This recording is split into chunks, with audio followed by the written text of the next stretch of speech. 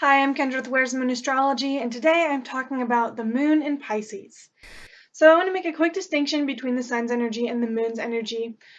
The sun is going to be expressing the traits of the sign that it's in very loudly and proudly. So it's going to be expressing those traits kind of dramatically, flamboyantly. This is going to be something that you up on pretty easily about the person in question. Um, the sun is the ego, so it's going to be expressed more egotistically. The moon, however, this is the instinctual emotional reactions. This is how you're expressing yourself on an emotional level. So this is going to be expressed with people you're very comfortable around because the moon is your heart. You're not going to be putting your heart out there for every single person to see. So this is going to be expressed on a more private level. It's going to be expressed in your knee-jerk emotional reactions and what comforts you emotionally. So for the moon in Pisces, the moon in Pisces is going to be comforted by meditation, spirituality. Pisces is all about spirituality and transcendence, transcendence of the self, transcendence of reality. This can be expressed in negative ways, such as escapism, drug use, etc. This is kind of the negative trademarks of Pisces anything. But essentially, what is in the positive manifestation, what's really going to comfort Pisces is having time alone, having time in meditation, having time to connect to something greater than themselves. I think Pisces and Aquarius both, but in kind of different ways, have a good understanding of the collective unconscious. The connectedness of all of humanity, the connectedness of everyone to something outside of themselves, outside of the ego. So not really outside of themselves, but outside the ego. And that's kind of a topic for a different video. But they're really in touch with the idea that there's something greater than themselves, greater than the ego, and that they really are emotionally comforted by connecting to that, to source energy. So meditation is good for them. Time alone in nature is good for them. Time to um, just be alone, not be anything expected of them, but to really connect on an emotional level to this thing that is greater than themselves. And speaking of self transcendence, also behaving in a way that is uh, kind of a death to the self. So, for instance, just putting others' needs ahead of themselves. That is emotionally comforting to them. They really like and yearn to give of themselves to humanity. They like to uh, care for other people and put others' needs first. And this can actually get them in a world of hurt. They can sacrifice too much for others and end up hurt, and that can cause them to pull back and do the escapist thing that Pisces tends to do, the thing that they're famous for. Um, Pisces is a very, very sensitive moon, being a water sign. Arguably, it is the most sensitive moon sign. So what happens for Pisces moon is they can get extremely overwhelmed by reality. Again, they're about that thing that is greater than themselves, whether you want to call it God or source, the universe, whatever. That is what Pisces moon is about. They're not about these little details. Directly opposite, you have Virgo, which is very grounded, very much has to do with the day to day, the reality, the details. They can face reality a little more easily. Pisces moon is not about that. They are about the otherworldliness, the universe, source, God. Um, they can be very, very spiritual, not really religious, but spiritual. And uh, even if they are atheists or whatever, it's going to be about connecting to something within them. So it's not the details, the day to day, that's not Pisces moon's deal. That's not what they gravitate to. That's not what emotionally comforts them. And they can get extremely overwhelmed by it. And not just the day to day, but negative circumstances in their reality, um, emotional demands of other people, that can really overwhelm Pisces moon and cause them to want to escape. And that is when they kind of gravitate to things that are negative for them sometimes. So drug use, substance abuse, just a complete break from reality. It doesn't even have to be a substance that they're using. They can kind of create illusions for themselves and live in those illusions. Now, Pisces moon and Sagittarius moon are similar in this way. Um, Sagittarius can kind of make circumstances arise into the best possible version of those circumstances in their mind and live there. And it's a little bit delusional.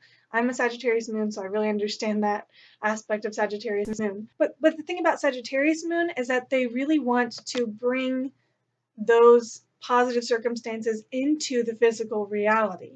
They are a little more willful about making the positive the actual reality. Pisces is a little more prone to creating illusions in their mind and living there, living in their mind, living in this alternate reality, and kind of almost believing that that is the way it is. So Pisces moon can be very imaginative, very poetic for this, but it can be very easy for Pisces moon to kind of slip away into this non-reality, this just complete break from what is actually real. Again, Sagittarius is more about making that stuff real, but Pisces moon can just accept it as real when it's not and just live there in their minds.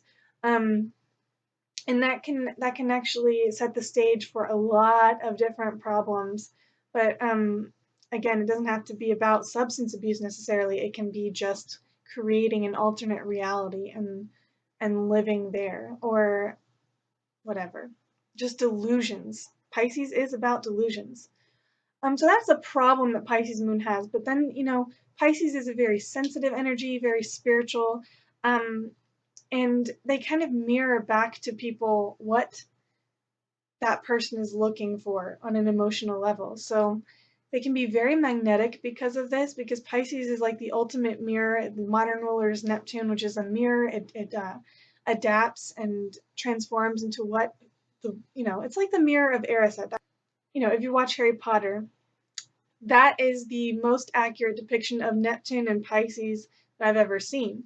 Standing there looking at the mirror of Erised, that is the Piscean or Neptunian person, the mirror of Erised, and you're seeing your heart's desires reflected back to you.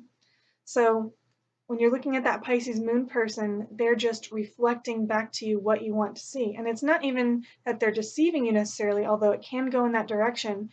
It's just this transcendence of self and the desire to be what that person wants them to be.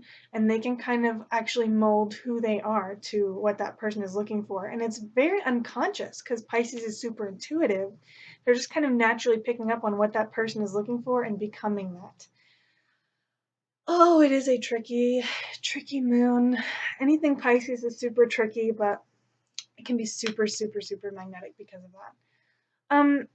Now for the Pisces moon mother.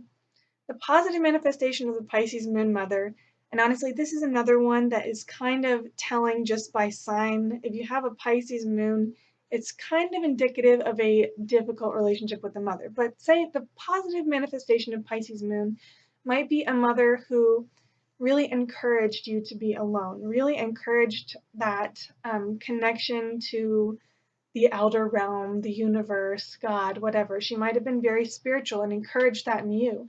And she probably modeled that as well. She probably modeled this desire to be alone, to escape, to connect to the greater aspect of the universe instead of the day to day. She was probably kind of disconnected herself. However, the negative manifestation of Pisces moon, which I think you're going to see a lot more often, would probably be a mother who, first of all, blurred boundaries. Pisces is all about blurring those boundaries and can actually be, that's another thing that can cause a lot of problems. They blur boundaries. They don't really understand the difference. Sometimes they don't really understand the difference between me and you, because they're all about that connection between all of humanity. So they don't really understand separation sometimes. And for that reason, they can blur boundaries. So that probably came from a mother who blurred boundaries, who maybe exposed you to things that were not for you to be exposed to at a young age. maybe talked to you about her dating life or her just things that were more adult, or imposed her feelings on you, made you feel her feelings, kind of similar to Cancer Moon in that way, kind of played the victim a lot and made you carry her burdens. And in that way, she taught you that it's your responsibility to carry other people's burdens, and that it is your responsibility to die to yourself for the sake of other people. So Pisces Moon Mother may have really blurred the boundaries for you, exposed you to things that were not for you to be exposed to, made you take on things that were not yours to take on. And she may have had a lot of drug problems. She may have been an escapist herself.